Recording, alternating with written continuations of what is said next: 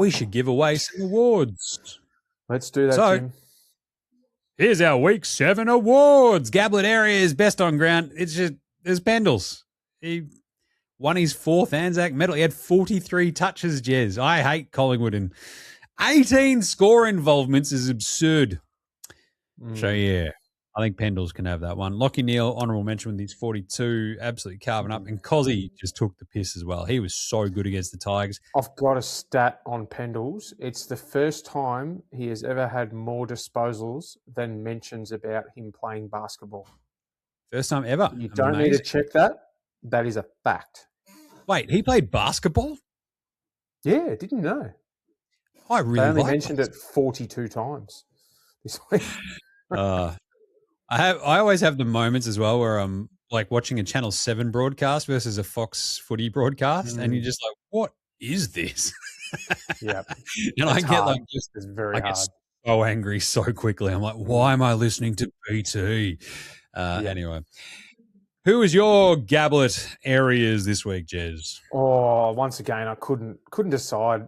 Obviously, Pendles was unreal, and even as an Essendon supporter, you gotta take your hat off to him at that age to do what he's doing. So, but I thought there was a couple. I'm going to give an honourable mention to Nazaya Wanganeen-Milera, 34 touches, was in a smashing, so doesn't count.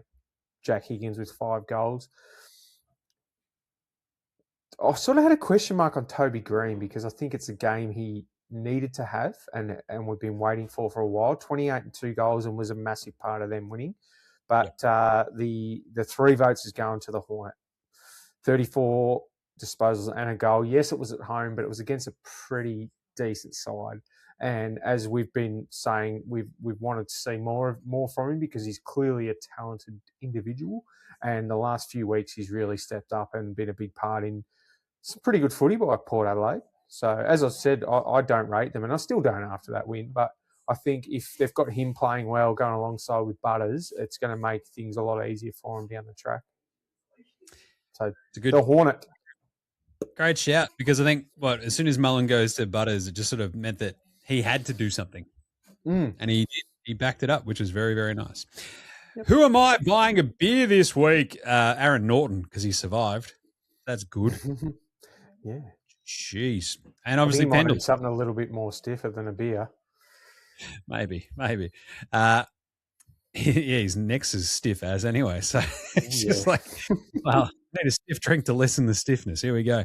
Norton surviving that is amazing.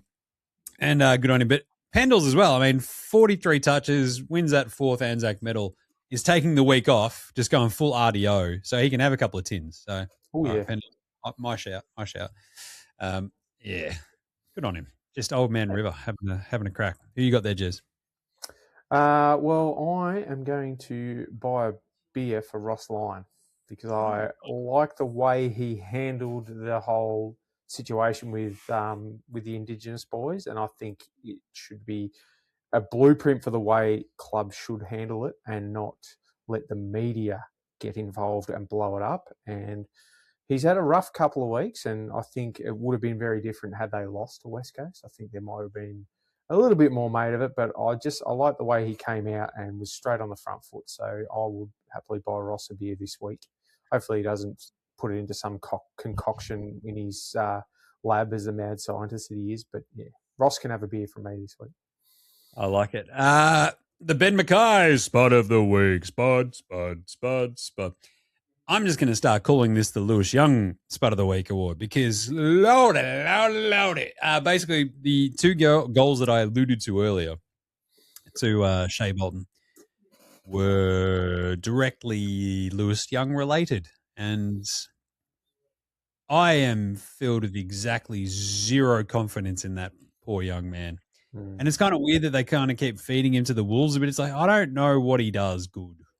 And I feel bad. I think until he's on the similar contract money that Ben Mackay is, it's going to stay the Ben Mackay Spud of the Week because Lewis Young is the Timu Ben Mackay at the moment. But, yeah, I know what you're saying. I feel it with, obviously, Ben Mackay. Yeah, and I feel like we've got a bunch of other sort of roughly analogous players waiting to get a bit of a run, and they sort of just go, Might be no, time. Lewis Young's the guy. It was nice to see Cottrell back as well, which I was pretty happy about. I got a bit of time for Cotters. Who have you got better than? Oh no, Ben Mackay, Spud of the Week award for you, Jez. All right, so this week my Spud of the Week is Danger. 100% game time. Let's count them out, Jim. 1, 2, 3, 4. That's all he had. 4. What? Yes, he kicked a goal. Tins or 4 disposals. Jeez. In 100% game time. I have said it. It's the second time I've gone after old Danger, but I think he is done. And the sooner he announces it, whatever, and allows the fans to give him the farewell that he deserves, I think the better. When you're a liability to your team, even being as great as he has been, I think it's time that he... and look, he's earned the right to do it his own way, and Geelong, they've been pretty good with that sort of stuff, but I think... Yeah, he's been ordinary this year. It's like that cliff. He's just jumped off it to see how far out he could get. So, yeah, and Ben Mackay. Nice. Yeah, speaking of the way the Geelong do it, it was interesting to hear Joel Selwood on the radio laugh about, I didn't quit. I got sacked. It's like, oh, jeez. Really, Joel Selwood? It might just be the CTE speaking as well, but who knows? There's a fair bit of scar tissue around that noggin. Yeah, better than Bootsma. I'm going back to another blue here, Cooper Lord, because I basically alternate between like Ruse. I could have gone Cooper Trembath again this week, but Cooper Lord popped back up into the team. He missed a couple of weeks. He had like a little thing. It wasn't too crazy, I think. He might have been sick one of the weeks, I think. Anyway, and he adds like a very interesting other dimension to the Blues, which I very much appreciate and enjoy. So yes, I like Cooper Lord a bit. And yeah, who have you got there, Jez? Well, I've got to give a special mention to Archer Daywicks. Took an awesome hanger and kicked a couple of goals. But I've got Josh Lindsay from the West Coast Eagles in a pretty ordinary result. He was a bit of a shining light. I think he might have just got across the 30 disposal mark. But yeah, he was pretty good in a very ordinary team. So and just going over the stats, I think it was good to see. One of the positives from that game was that a lot of the young fellas were high up on their stats count. So I think Harley Reid had 27 and a goal, and but Josh Lindsay from all reports had a good day out. In an ordinary loss. The other one I remembered from Friday night was Sam Cummings. So the dude who did his shoulder and kicked the goal in his first game. So that was really cool. Yeah. Enjoyed that. Nice. All right, quick year nahs. The stand rule. Are we going to get this fixed, Jez? Yeah, nah. No. No, we're not, are we? We should, yes. We're making a lot of noise. There'll be a lot of talk about it. If Greg Swan can change the arc rule that quickly, surely we can go, look, if the offensive player comes off their line, then guess what? The player standing the mark, that's basically them playing on if they've gone off their line. It's the same if you're kicking for goal. What are we doing? Yep. Come on. Common sense. They need the vice president. Simple, very, very simple fix to a lot of these issues, isn't it, Jim? Same. Speaking of which, arc, was that an overreaction? Yeah, no. Yeah. Because I feel like we're just going to keep digging. And as I said earlier, right, we're going to keep digging and digging and digging, and we're going to end up exactly where we started. And there'll be a goal missed in the in a final or something. And I'll reiterate my point from earlier. I don't like reviews in any sport. I would be happy if they said, look, we're going to go it alone and let the ball play it as it lies, whatever you want to call it. We're going to back our umpires. One goal umpire that never, ever asked for a review, David Roden. He's amazing.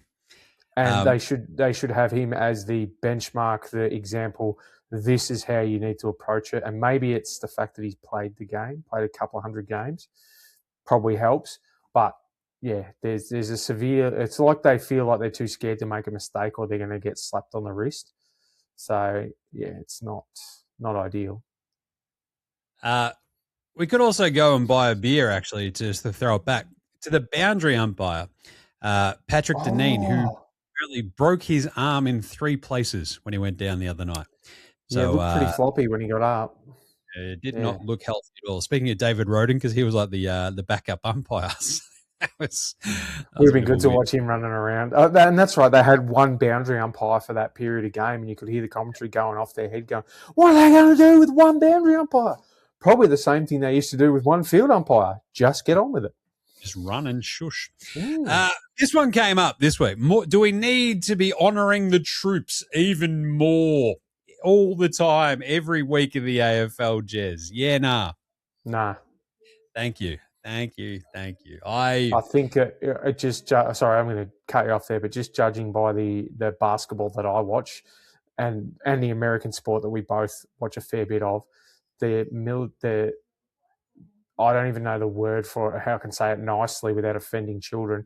The way they jump on the military over there, and it's just so over the top with all their, they would rather see a homeless person die in the street before they disrespected a military veteran, and I think that's ridiculous, and I hope it doesn't happen like those two things aren't mutually exclusive, and that's the biggest.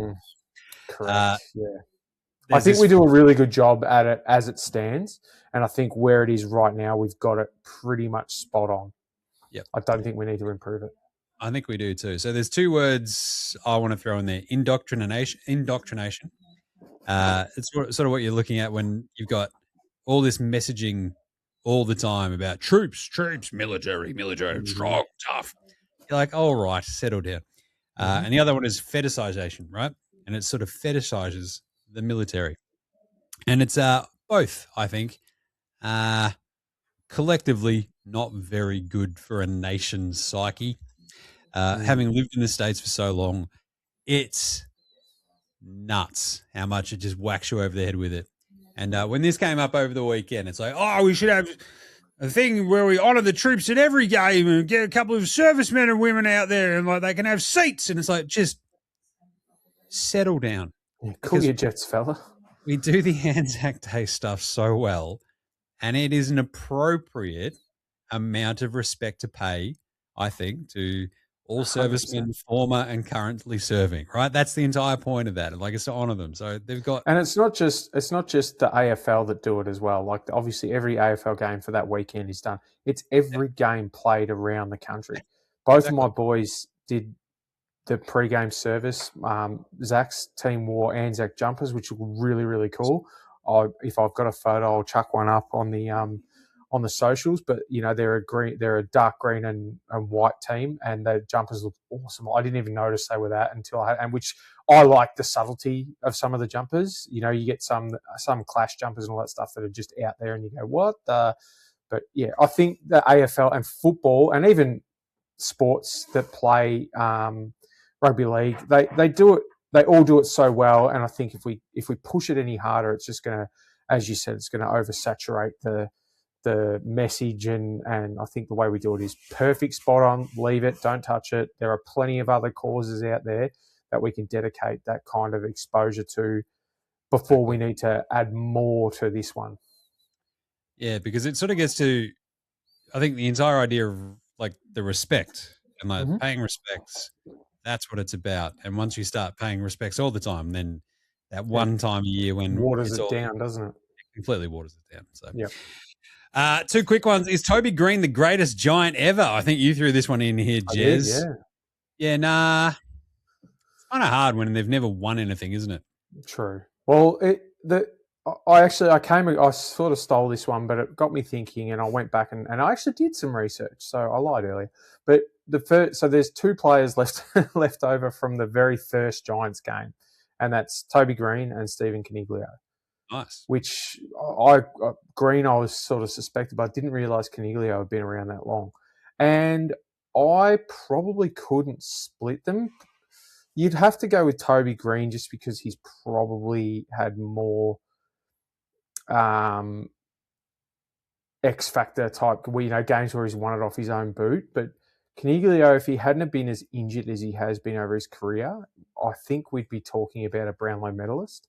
So it's very hard to split them, but I reckon Toby edges him out just. But I can't think of anyone else who's better than either of those for any period. Maybe Callum Ward, but he was probably more of a serviceable, leader rather than a great of the club, I guess, without being disrespectful to him, because he's clearly a legend of their club, no doubt there. But yeah, I would probably say yeah. So you're not going to pay John Patton? No. Yeah, I did have Izzy Folau close third, but he's sure collecting a paycheck. Jonathan Giles. Geez, there were some interesting names in that first team. Sausage. No, he actually played. He played in their first game, but he actually played for Sydney. Believe it or not. That's weird. Phil Davis, obviously one of the greats. Chad Corns. Luke Power. And last one, I think, and I will say, I think Toby Greene's the greatest. So I don't think anyone's got it. Hawks and Suns, are they just streets ahead of everyone at the moment? Yeah, nah. Yes. They're terrifying. We're probably not. You mistakenly said Suns. I'm sure you meant Swans. Swans, sorry. Hawks and Swans. Yes. Hawks and Suns? No. Suns on the brain. What am I talking about? No, I didn't. That was no mistake. Of course, the Suns are streets ahead. As long as they play above the 27th parallel, they're unbeatable. That's fair. Right. I think, Freo. I think they are. Definitely. Freo is sort of pushing there, but I think it's the brand of football that we've seen from both Sydney and Hawthorn is better than anybody else we've seen, apart from first 4 rounds Western Bulldogs is going to be, you need to get that bottled. That's a vintage. We need, you'll be telling the first 4 games. And then they played Essendon and we somehow passed the curse of injury onto them. Yeah, you broke them. It's like it followed, right? Yeah, you went on them. Jeez, gross. Yeah, we did it. And they're now they have our injury curse and we're just shit. But here we are. Go. There's the year nows. There's your weekly awards. Gotta sack that up.